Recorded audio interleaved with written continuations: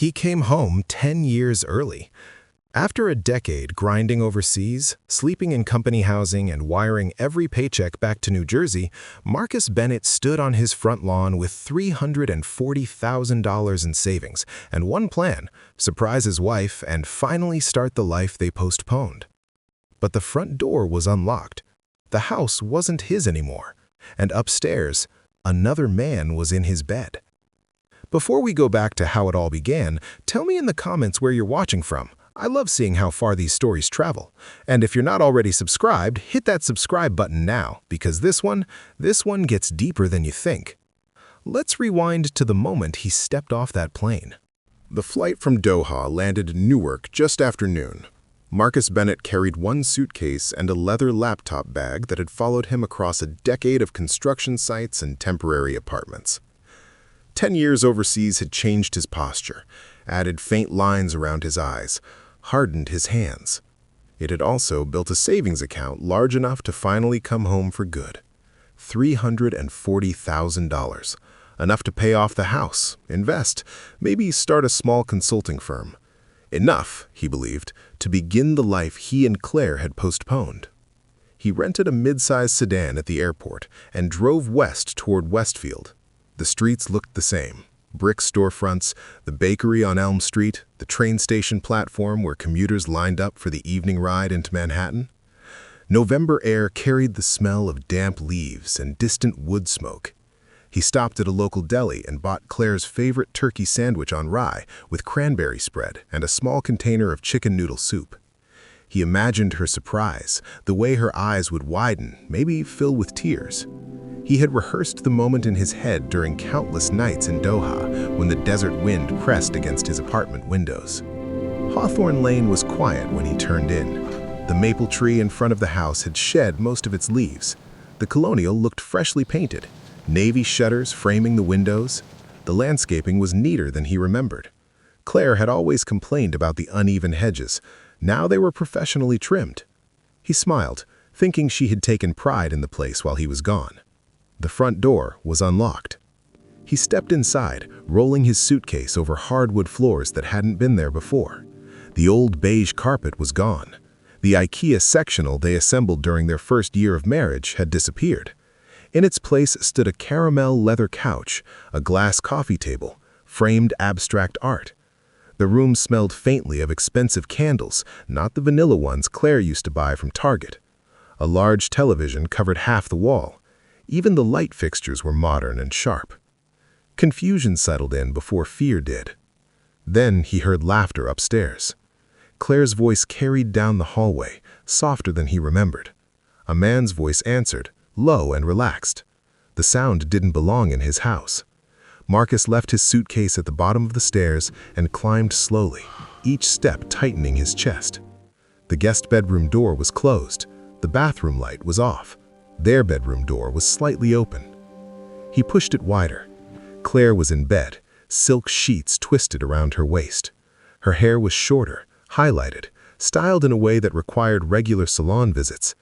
Beside her lay a man Marcus recognized from local billboards, Victor Hale, family law attorney, his firm's name printed across half the town's bus stops.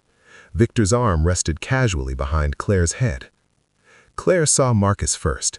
The color drained from her face. Marcus? Victor sat up, expression shifting from annoyance to calculation. Who is this? I'm her husband, though the word felt uncertain as it left his mouth. Silence thickened the room. Claire pulled the sheet higher. You weren't supposed to come back. He blinked.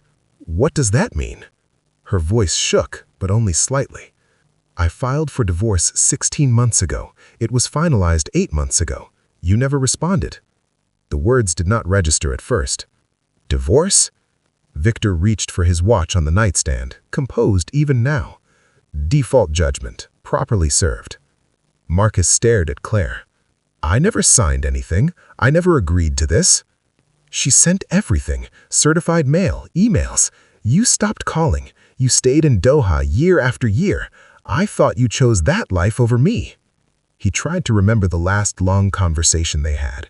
There had been quick video calls, brief updates between meetings, promises that he would come home soon. The contract extensions felt practical, necessary. He had believed she understood. "So you moved on," he said, flat. "I was alone, for years." He felt something inside him fracture. Betrayal mixed with a strange sense of erasure. Not only had she replaced him, but legally he no longer existed in her life. 10 years of sacrifice reduced to a court document he never seen. He walked downstairs without another word, the sounds of whispered conversation resuming behind him. He left the deli bag on the kitchen counter. The soup container tipped slightly, broth leaking onto the marble surface. That evening, he checked into a small hotel off Route 22. The room smelled of industrial cleaner and old carpet. He sat at the narrow desk and opened his laptop. In his email spam folder were dozens of unread messages from a law firm. The subject lines were clinical and final. Attached was the divorce decree, stamped and signed. Marcus scrolled through the document slowly. Petitioner, Claire Bennett. Respondent, Marcus Bennett. Grounds, abandonment. He stared at the word for a long time. Outside, traffic hummed along the highway. In that quiet hotel room, he understood that his marriage had ended months ago without his knowledge. His life, the one he had been building for a decade, had been rewritten while he was busy working towards it. Marcus did not sleep that night. The hotel mattress felt thin beneath him, the air conditioner humming inconsistently in the corner. Around 3 in the morning, he sat upright, replaying every word Claire had said. Divorce, default judgment, abandonment. The legal language felt cold, but something practical kept circling in his mind: the mortgage. For 10 years, he had wired money home automatically.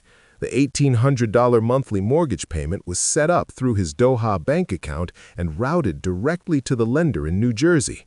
He never questioned it. It was routine, predictable, proof that he was still providing. At sunrise, he opened his banking app and scrolled back through transactions. The withdrawals were there, month after month, steady as a metronome. November, December, January, 2 full years' worth. If the mortgage had been paid off, as Victor claimed upstairs, why were the payments still leaving his account? He dressed, skipped breakfast, and drove to a coffee shop near the hotel. The smell of burnt espresso and toasted bagels filled the air. He ordered black coffee and sat by the window with his laptop open. He called the mortgage lender directly. After 15 minutes navigating automated menus, a representative confirmed the loan had been satisfied in October 2 years earlier with a lump sum payment. "Paid in full?" Marcus asked. "Yes, sir. The balance was cleared, the account was closed, and converted per request." Converted to what? There was a pause as keys clicked on the other end. "It appears the loan account transitioned into a standard checking account under the homeowner's name." Whose name? Claire Bennett, sole account holder. Marcus felt the coffee turn sour in his stomach. He pulled up his statements again. The $1,800 transfers had not stopped after October. They continued for 24 months. $43,200. He closed his eyes briefly. This wasn't a misunderstanding. This was money moving with intention. Later that morning, he drove into Newark to meet Adrian Cole. Adrian's office sat on the 3rd floor of a brick building overlooking Broad Street. The space smelled faintly of paper and old wood polish. Law books lined one wall. The desk was organized, files stacked neatly, no clutter. Marcus laid out everything without dramatics: the overseas work, the surprise return, the bedroom, the divorce decree, the mortgage payoff. Adrian listened without interruption, occasionally jotting notes in tight handwriting. "Let's verify the mortgage payoff," Adrian said calmly. He made a call to the county records office. Within minutes, confirmation came back. The mortgage had been paid off 2 years earlier by an LLC registered under the name Victor Hale. Adrian's jaw tightened slightly. "And your automatic payments continued after that?" "Yes. And they went into an account solely in Claire's name? That's what the lender just told me." Adrian leaned back in his chair. "That's $43,000. Marcus nodded. They moved to the next issue, the appraisal. Claire and Victor had claimed the property was worth $480,000. Adrian opened recent sales data for Hawthorne Lane and surrounding streets. A nearly identical colonial 2 doors down had sold 3 months earlier for $425,000. Another, slightly larger property had gone for $438,000. $480 is inflated, Adrian said. He searched the appraisal company listed in the divorce documents, Hale Property Valuation Services, LLC, registered agent Victor Hale. Marcus stared at the screen. He appraised his own client's property? It appears that way. And he was sleeping with her? Adrian didn't react outwardly, but his pen stopped moving. You're certain of that? I saw them. Silence filled the office, heavy but controlled. Adrian spoke carefully. If Victor was romantically involved with Claire during active divorce proceedings, that's an ethical violation. If he used his own company to inflate property value to increase her buyout share, that's a conflict of interest. If he advised her to retain funds for mortgage payments she knew were no longer owed, that crosses another line. Marcus felt something shift inside him. The pain was still there, but it was reorganizing itself into clarity. This was no longer just about betrayal.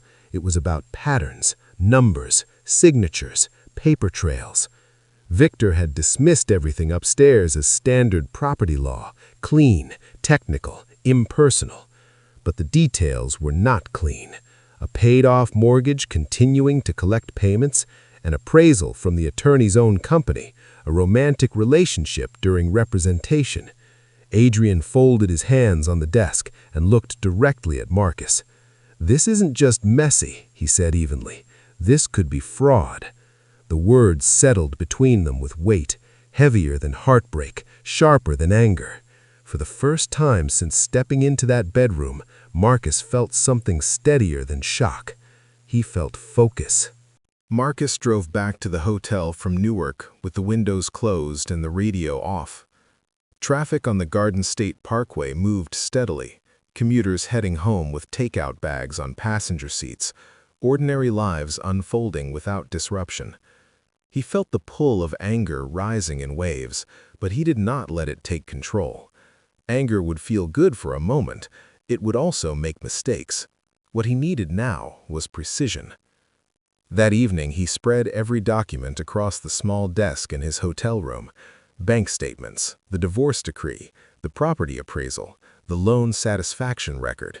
He ordered a plain cheeseburger and fries from a diner down the road and barely touched it. The salt on the fries stuck to his fingers as he calculated numbers again, confirming the total, $43,200 transferred after the mortgage had been paid in full. The next morning, he met Adrian Cole again. Adrian had already drafted the first filings. "We move quickly," Adrian said, sliding a packet of papers across the desk.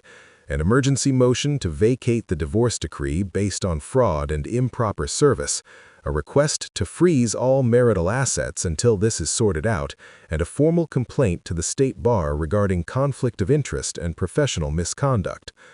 Marcus read carefully. The language was calm, structured, unemotional. It did not mention betrayal. It cited statutes. He signed where indicated. Adrian contacted a forensic IT consultant to examine the divorce notification emails. Within 2 days, metadata reports arrived. The timestamps told a different story than the visible dates. All the emails had been created on the same day, within minutes of each other. The server logs showed delayed sending schedules, spaced out over weeks. "They were batch-generated," Adrian said quietly, tapping the report. "Created together, then released strategically." "To make it look like ongoing attempts at contact," Marcus replied. "Yes." That detail shifted the case from negligence to intent.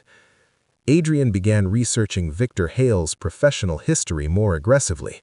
He compiled public divorce filings from the past 5 years where Victor represented wives. A pattern emerged. In multiple cases, property appraisals were conducted by Hale Property Valuation Services. The appraised values consistently exceeded recent neighborhood sales by significant margins. Adrian mapped addresses against corporate records. In several instances, homes involved in those divorces were later transferred to LLCs registered through intermediaries. Those LLCs shared mailing addresses connected to Victor's business network. Marcus stared at the spreadsheet on Adrian's screen. He inflates the value, pressures the husband into buying out at a higher amount, or positions for resale through his entities. That's the theory, Adrian replied. And Claire? She fits the pattern. Marcus felt something colder than anger settle into him. Claire had made choices. He could not ignore that. But Victor's involvement now appeared less like romance and more like calculated positioning. Adrian filed the ethics complaint with the state bar, attaching the appraisal conflict, the mortgage payment retention, the metadata analysis, and documented romantic involvement during representation. He submitted the emergency motion to the Superior Court of New Jersey with supporting financial evidence. Within days, a hearing date was set. The week leading up to court felt suspended in tension. Marcus avoided driving past Hawthorne Lane. He stayed in the hotel, eating simple meals, scrambled eggs in the morning, grilled chicken salads at night. He reviewed timelines repeatedly, memorizing dates without obsessing. He called Omar once, briefly, just to hear a familiar voice. He did not speak to Claire. Adrian maintained strict focus. No public confrontation, no messages, no emotional exchanges, he instructed. Let the filings speak. On the morning of the hearing, the courthouse in Elizabeth stood gray and imposing under a pale sky. Marcus wore the navy suit he had brought back from Doha. It felt heavier now. The lobby smelled faintly of disinfectant and coffee from a small kiosk near the entrance. Victor arrived with another attorney from his firm. He looked composed, but thinner, as if sleep had not been generous. Claire walked behind him, face neutral, eyes fixed forward. Inside the courtroom, wooden benches creaked as people shifted. Files stacked on the clerk's desk. The judge entered, and everyone stood. Adrian presented the motion clearly. Improper service, financial irregularities, conflict of interest, and potential fraud. He did not raise his voice. He referenced statutes and evidence. Victor's attorney attempted to frame the issue as buyer's remorse and marital breakdown, but the metadata report and mortgage documentation created visible tension. The judge scheduled a full evidentiary hearing and ordered preliminary asset review. As they stepped out into the hallway afterwards, Marcus felt the weight of what was beginning. This was no longer a private collapse of a marriage. It was an examination of a professional system. Adrian turned to him before leaving. "This is bigger than you," he said. "If the evidence holds, we're not just undoing a divorce, we're exposing a method." Marcus nodded slowly. He no longer felt reactive. He felt deliberate. The fight had officially begun. The courtroom in Elizabeth was colder than Marcus expected. The air conditioning hummed softly above the wood-paneled walls, and the faint scent of paper and polished floors lingered in the room. He sat beside Adrian at the plaintiff's table, hands folded, shoulders straight. He had rehearsed staying calm. This was not the bedroom upstairs on Hawthorne Lane. This was structured, controlled. Claire sat across the aisle beside Victor and another attorney from his firm. She wore a simple navy dress, minimal makeup, her hair pulled back. She did not look at Marcus. Victor wore a tailored gray suit, expression neutral, but the tightness in his jaw betrayed strain. Judge Eleanor Grant entered, measured and composed. After procedural formalities, Adrian stood and began presenting evidence. He started with bank records, clean spreadsheets printed in black ink, month after month of $1,800 withdrawals from Marcus's Doha account after the mortgage had been officially satisfied. The county documentation confirmed the payoff date 2 years earlier. Adrian spoke without theatrics. "Your Honor, the mortgage was paid in full by Hale Holdings, LLC, an entity owned and controlled by Mr. Victor Hale. Despite that, automatic payments continued to be withdrawn from Mr. Bennett's account for 24 months. Those funds were deposited into an account solely in Ms. Bennett's name. Judge Grant adjusted her glasses and reviewed the documents in silence. Victor's attorney attempted to argue that Marcus set up the automatic payments himself and failed to cancel them. The judge asked a single question. "Ms. Bennett, were you aware these payments continued after the mortgage was satisfied?" Claire hesitated. The pause felt long in the quiet room. "Yes," she answered. "Did you inform Mr. Bennett?" "No." "Why not?" Claire glanced briefly at Victor before looking back at the judge. "I was advised it was complicated and best left as it was until settlement was complete." "Advised by whom?" Claire's voice lowered. "By Mr. Hale." The shift in the room was subtle but undeniable. Adrian moved to the next exhibit, the appraisal. Hale Property Valuation Services, LLC. Registered owner, Victor Hale. The valuation of $480,000 stood in contrast to recent comparable sales in the same neighborhood. Judge Grant's tone sharpened. "Mr. Hale, did your own company appraise this property during a divorce in which you represented one of the parties?" Victor rose slowly. "Yes, Your Honor, but the appraisal was conducted by a licensed appraiser under my supervision." "Who you employ," the judge clarified. "Yes." "Were you romantically involved with Ms. Bennett during the divorce proceedings?" Silence held for a moment before Victor responded. "Yes." The admission settled heavily across the courtroom. Adrian presented the final report, email metadata demonstrating that divorce notification emails had been created in batches and released later to simulate extended outreach attempts. Victor's attorney objected, but the judge overruled. Judge Grant removed her glasses and folded her hands. "This court will not tolerate conflicts of interest, financial manipulation, or misrepresentation of service. The divorce decree is vacated pending full review. All relevant assets are frozen effective immediately." She paused, eyes fixed on Victor. "I am referring Mr. Hale to the New Jersey State Bar for disciplinary investigation and to the county prosecutor's office for review of potential criminal conduct." The gavel struck once. The sound echoed sharply. Outside the courthouse, reporters had already gathered. News spreads quickly in professional circles. Within days, formal charges followed: wire fraud, conspiracy, professional misconduct.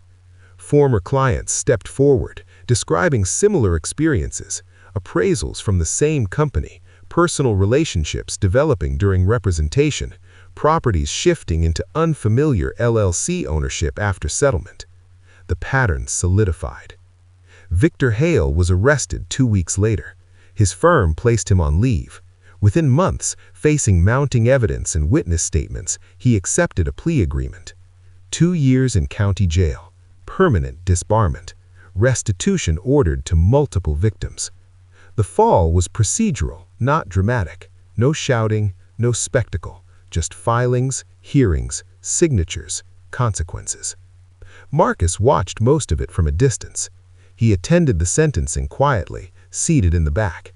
Victor looked smaller without the polished suit, thinner without the practiced confidence.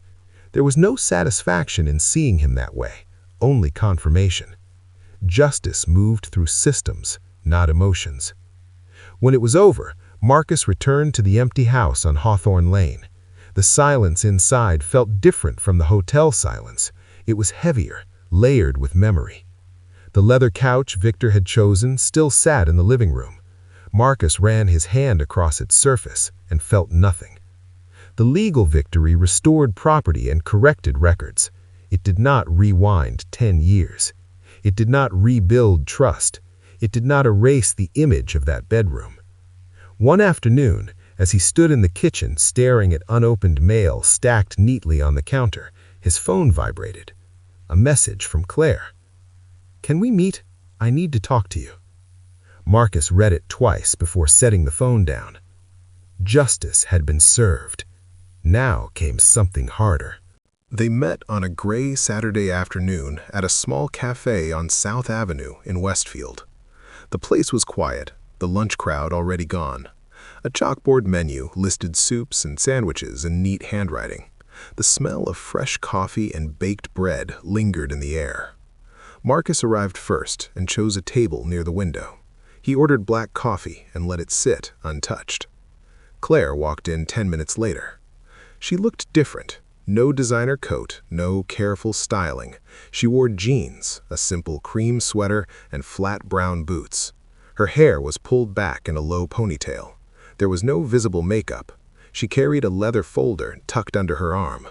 When she saw him, she paused briefly, as if steadying herself, then walked over. "Hi," she said quietly. "Hi." She ordered tea at the counter and returned, hands wrapped around the paper cup as if it anchored her. For a moment, neither spoke. The hum of the espresso machine filled the silence. "I'll go first," Claire said. Marcus nodded.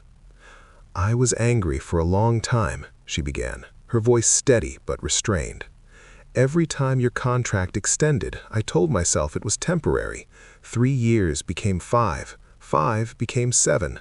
By the time it reached 10, I stopped believing you were coming back." Marcus listened without interrupting. "I felt like my life was on hold," she continued.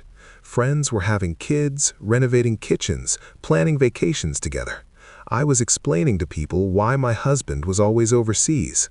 At some point, it stopped feeling like sacrifice and started feeling like abandonment." The word did not sting the way it had in the hotel room. It landed differently now. "I didn't mean for you to feel that way," Marcus said.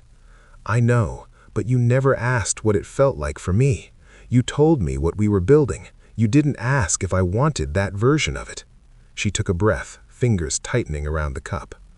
"When I met Victor, he listened. He asked questions. He told me it was unreasonable for a husband to stay away that long. He said I deserved stability. He validated everything I'd been thinking but hadn't said out loud." Marcus held her gaze. "I was lonely," she said, "and I was resentful. That made me easy to convince." There was no attempt to soften it. "I'm not blaming him for my choices," she added. "I made them. I crossed lines. I allowed something to grow that shouldn't have. But he knew exactly where I was vulnerable." She opened the leather folder and slid 2 documents across the table. The first was a cashier's check. $51,200, she said. "That's the $43,200 you transferred after the mortgage was paid off, plus interest. I calculated it based on average savings rates over 2 years. I borrowed against my retirement account to cover the rest." Marcus looked at the number carefully. "You didn't have to do that." "Yes, I did," she replied. "Keeping it would mean pretending I didn't know what was happening. I knew." The second document was a notarized quitclaim deed. "I've signed over my entire interest in house. No buyout, no negotiation. It's yours." He studied her face, searching for defensiveness, pride, anything. He saw exhaustion and something steadier beneath it. "I've moved to Pennsylvania. I transferred schools, smaller district. I'm renting a 1-bedroom apartment. I started therapy 2 months ago, not just because of Victor, because of me." The cafe door opened briefly as another customer stepped in. The bell chimed softly. "I realized I built my identity around waiting for you to come home, waiting for my life to start. When that turned into anger, I didn't know what to do with it." Marcus leaned back slightly, absorbing her words. "I should have come home more," he said after a moment. "I should have paused the contract at some point. I convinced myself that the money justified the absence." Claire nodded. "You believed you were providing." "I thought provision equaled commitment." "It doesn't," she said gently. He exhaled slowly. "No, it doesn't." There was no bitterness in the exchange, just acknowledgement. "I don't expect forgiveness," Claire said. "I don't expect anything. I just wanted to return what wasn't mine and stop pretending I was the victim in this." "You were hurt," Marcus replied. "That part was real." "Yes," she agreed, "but hurt doesn't excuse deception." They sat quietly for a while. The tea in Claire's cup had gone cold. Marcus finally took a sip of his coffee. "What happens now?" he asked. "I rebuild," Slowly, I focus on my job, on therapy, on learning how to communicate instead of shutting down. Marcus nodded. I rebuild too. There was no embrace when they stood to leave, no dramatic goodbye. They walked to the door together and paused outside on the sidewalk. "I'm sorry," Claire said one final time. "I know," Marcus answered. She turned and walked toward her car, shoulders straight. Marcus watched her go, then looked down at the envelope in his hand. The house on Hawthorne Lane would remain his. The legal record would be corrected. The money would be restored. But the marriage had ended long before the courtroom. He understood that clearly now. He drove back to the house that evening, unlocked the door, and stepped inside. The silence felt different than before. Not empty, not victorious, just honest. The house on Hawthorne Lane felt unfamiliar for weeks after Claire moved out. Marcus removed the leather sectional Victor had chosen and sold it through a local consignment shop. He replaced it with a simple gray sofa and a solid oak coffee table from a furniture store in Cranford. The walls, once covered with abstract prints, were left bare until he selected framed photographs from earlier years. Vacations before Doha, a picture from their first Thanksgiving hosting friends, a snapshot of the front yard before the renovations. He did not try to erase the past, he reorganized it. He decided not to return overseas.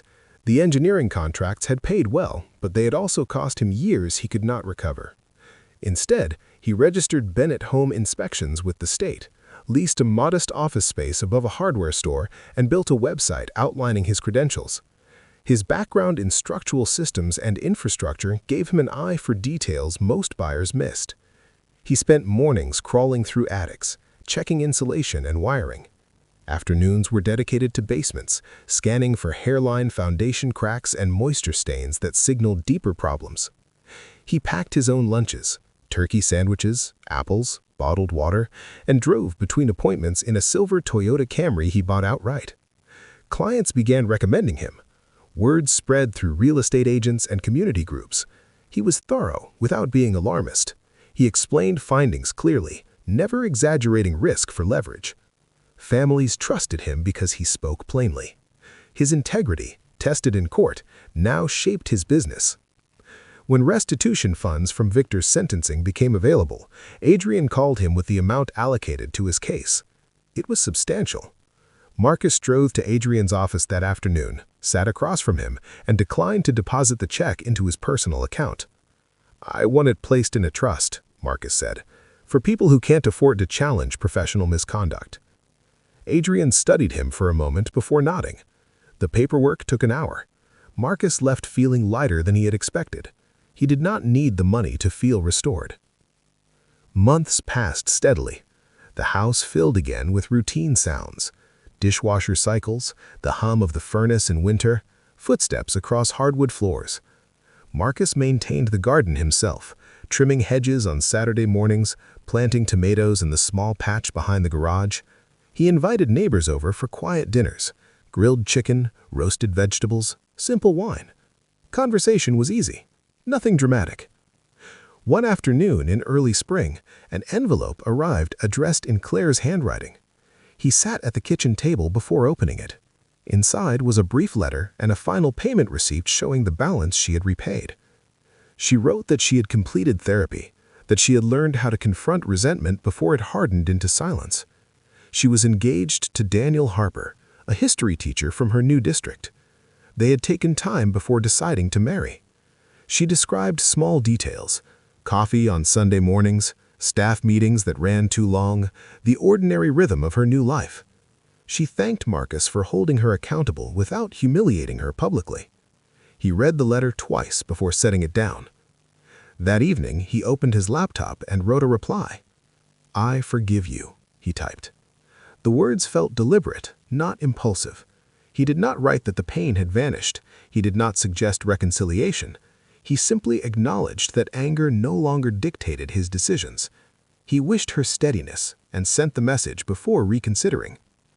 Later that week, he met Sofia Martinez for dinner at a quiet Italian restaurant in town. They had been seeing each other for nearly 2 years. Sofia worked as a pediatric nurse at a nearby hospital. Their relationship had grown slowly. Coffee first, then walks in the park, then dinners where conversation extended without pressure. He told her early about Doha, about the court case, about the failures that were partly his. Sophia listened without judgment and asked practical questions. She valued consistency more than grand gestures. Marcus made a point of showing up when he said he would. If a home inspection ran late, he called ahead. If work threatened to spill into weekends, he declined the extra booking. That night, candlelight reflected softly off the glasses on the table. They shared pasta and a simple salad. Outside, traffic moved along South Avenue, headlights passing steadily. "You seem different lately," Sophia said. "Different how?" "More settled." He considered the word. "I think I finally stopped fighting something that's already over," he said. She reached across the table and squeezed his hand. He understood then that rebuilding had less to do with replacing what was lost and more to do with correcting what he misunderstood. Provision was not love. Absence was not sacrifice. Working endlessly for a future meant little if no one shared the present. Justice came through due process. Forgiveness came through reflection. Neither required cruelty. When Marcus unlocked the front door later that night, the house felt complete in a way it had not before. Not because it was restored to how it once was, but because it now held intention. He had lost a marriage shaped by distance and assumption. In its place, he gained clarity, discipline, and a quieter kind of confidence. He learned to measure success not by earnings or contracts, but by presence.